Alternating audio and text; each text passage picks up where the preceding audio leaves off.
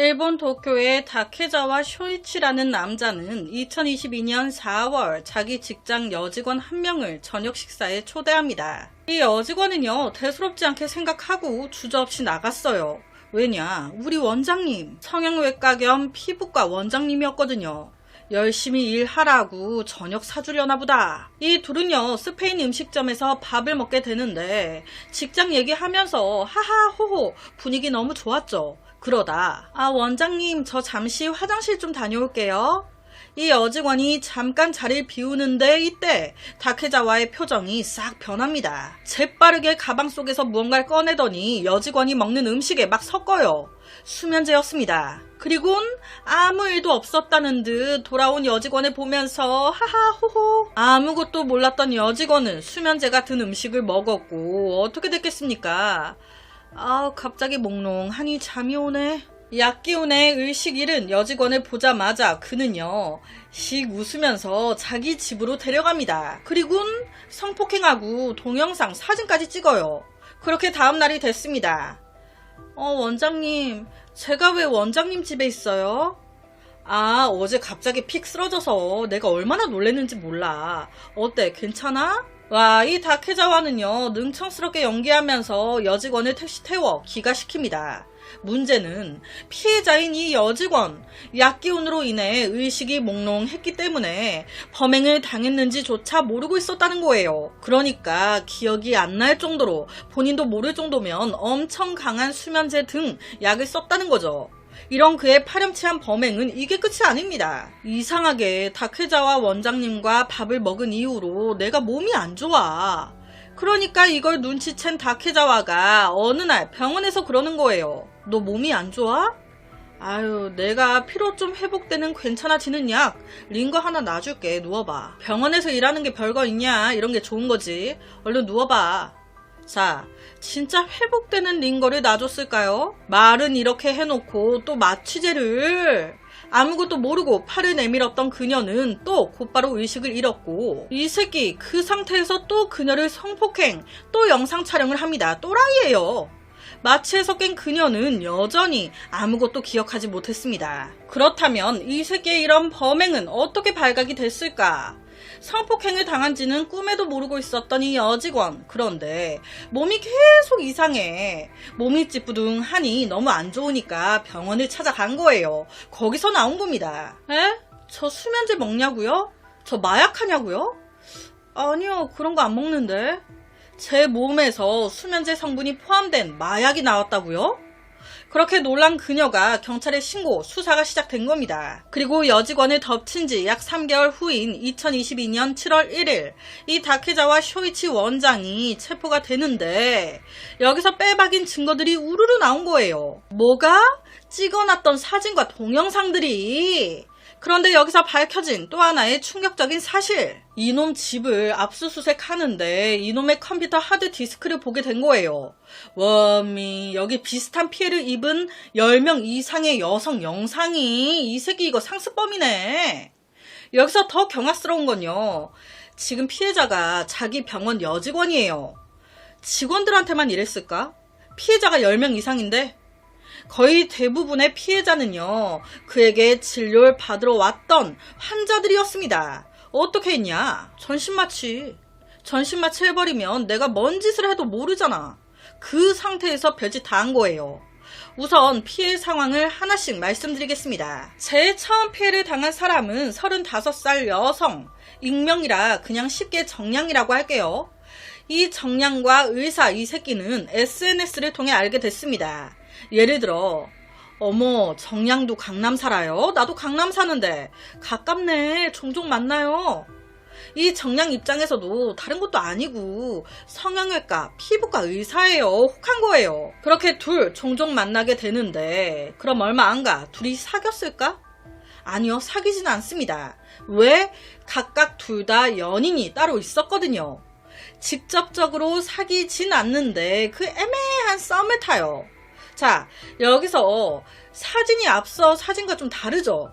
이게 옛날 사진인 것 같더라고요. 지금 옆에가 제일 최근의 모습. 여튼 이때 이 둘이 오프라인에서 처음 만나게 되는데 이놈이 오픈카 외제차를 싹 타고 나타난 거예요.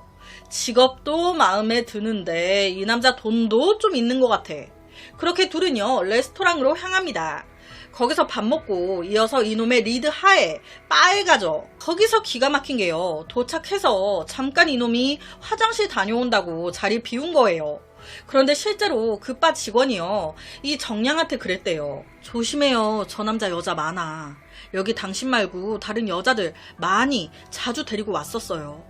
와, 조심하라고. 이걸 들었을 때 정량 무슨 생각이 들었겠습니까? 와, 이 새끼 바람둥이구나.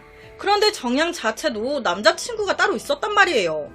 그냥 얘도 엔조이야. 그래서 크게 막 신경을 쓰지 않았다고 해요. 나 어차피 취할 때까지 먹는 성격도 아니거든. 이놈 목적이 나랑 자는 거일 텐데 절대 쉽게 안 되지. 그런데 웬걸 정신 차려보니까 차 아니네. 그리고 다시 정신 차려보니까 내가 속옷만 입고 어느 침대 위에 누워있어. 놀래서 이때 몸을 움직이려고 했었대요. 그런데 몸이 안 움직여. 몸은 굳은 듯 안 움직이지. 정신은 어느 정도 깨있지. 이 상태로 이 새끼한테 여러 번 성폭행을 당한 겁니다. 실제 인터뷰 내용에 따르면 온 몸이 키스마크였대요. 이게 무슨 상황이었겠어요. 바에서 정량이 잠시 자리를 비웠을 때 이놈이 정량 먹는 술에 약을 탄 겁니다. 그렇게 정신 잃게 만들어가지고 차를 타고 숙소로 이동. 이 과정에서 잠깐 이제 약 기운이 이제 깼는데 다시 의식을 잃은 거예요. 그러다 숙소에서 성폭행 당하는 과정에서 정신만 완전히 깨버린 겁니다. 그렇게 다음날 아침이 됐어요. 이놈은요 정량한테 무언가를 건넵니다. 이거 마셔. 이때 그가 건넨 건 뭐 정확하진 않은데 그 몸속에 이제 그런 그 약기운, 약 그런 흔적을 좀 없애거나 뭐 임신 안 되게 하는 피 뭐 약간 뭐 그런 게 있나 봐요. 뭐 그런 거였대요. 근데 이걸 몰랐던 그녀, 솔직히 정량 입장에서는 무섭잖아요. 이거 먹고 나 죽으면 어떡해. 얘가 범행 은폐하려고 나한테 독약 탄 거면 어떡해요. 오만 생각이 들잖아요. 그러니까 먹는 척만 하고 나오자마자 바로 병원에 가서 약을 처방받습니다. 그렇다면 지금 정량이 당했어요. 경찰에 신고해야지. 그런데 이때 정량 신고하지 않습니다. 왜? 이 새끼가 내 동영상과 사진을 찍었어. 이거 퍼뜨린다고 입 조심하라고 날 협박하네. 그러니까 무서워서 못한 거예요. 그 후 사진 영상 유출의 두려움 때문에 정량은 이놈을 무시할 수도 없었습니다. 그래서 가끔 연락을 주고받았고 만나자고 하면 반강제적으로 만나야 했어요. 그러다 어느 날 정량한테 문자가 띡 하나 온 거예요.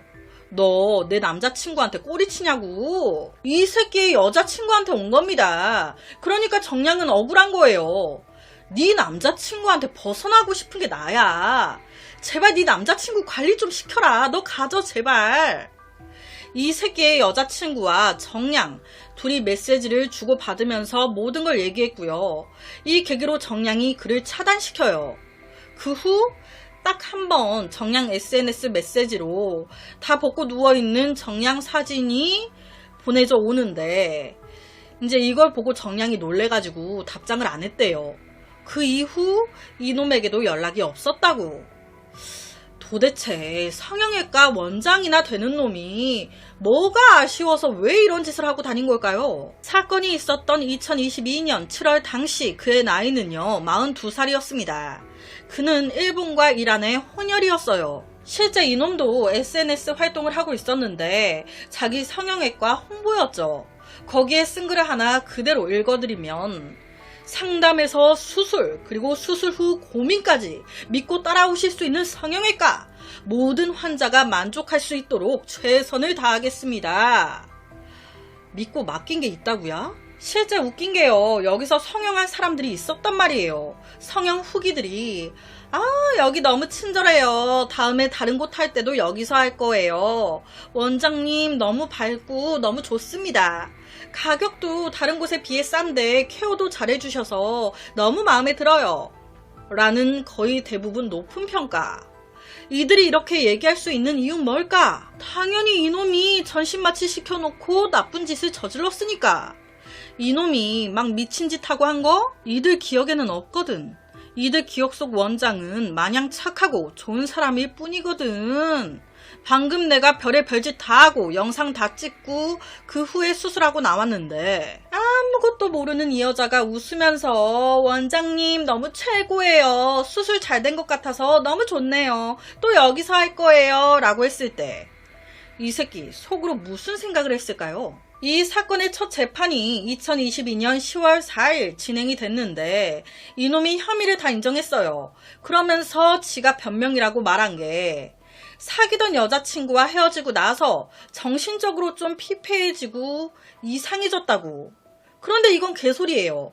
눈치 빠르신 분들, 제가 왜 이거 개소리라고 하는지 눈치채셨나요? 제가 맨 처음에 정량 사귀지 않았다고 했잖아요. 썸 정도로만 지냈다고. 왜 그랬습니까? 각각 여자친구, 남자친구가 있었다고 했죠. 사귀고 있을 때부터 이 짓 해놓고 무슨 헤어지고 나서 힘들어서 그랬다고 뭐 말도 안 되는 끝까지 거짓말인 거예요. 그 이후 2차 재판이 진행되는데 이게 진행이 됐는데 제가 결과를 못 찾은 건지 2022년 10월 첫 번째 재판했잖아요. 이제 그 이후에 두 번째 재판까지는 또 기간이 꽤 걸리죠. 그러니까 아직까지 두 번째 재판이 진행이 안 된 건지 아무리 검색을 해봐도 안 나오더라고요. 이 사건에 대한 것만 있고 대략적으로는 1년 이상 20년 이하로 나올 것 같다고도 하고 일본은 약물을 먹여서 하는 성범죄와 폭행을 같은 수준으로 본대요. 그렇다 보니 폭행 형량과 같은 1년에서 10년 이하가 나올 수도 있을 것 같다고 하더라고요. 그런데 개인적으로 10년 이하는 너무 약하지 않나. 피해자가 몇 명인데. 그런데 이게요. 일본에서만 일어난 일일까요? 놀랍게도 더 징하면 징했지 우리나라도 가관입니다. 실제 우리나라 기사예요. 서울에서 똑같은 사건이 있었습니다. 간호사들, 환자들 마취제 나가지고 성폭행하고 동영상 촬영하고 요새 수술실에 카메라 설치한다고 하지만 사실상 그 동의서를 얻는 것도 그렇고 동의서를 얻어 찍어놔도 그걸 열람하려면 수술에 참여한 모든 이의 동의가 있어야 된대요. 그렇다 보니 열람하는 것조차 쉽지가 않다는 거예요. 여기에 영상 보관 기간도 30일에 불과해 증거 수집이나 증명이 어렵다고. 그나마 이 법이 전보다 좀 더 강화가 돼서 의료인이 모든 법령 위반으로 금고 이상의 형을 선고받으면 의사 면허가 취소되게 이제 됐다곤 하는데 뭐 어쨌든 이런 사건 우리나라도 있었다는 거. 그래서 오늘은 2022년 일본 성형외과 피부과 원장이 벌인 최악의 범죄 사건을 가지고 왔습니다.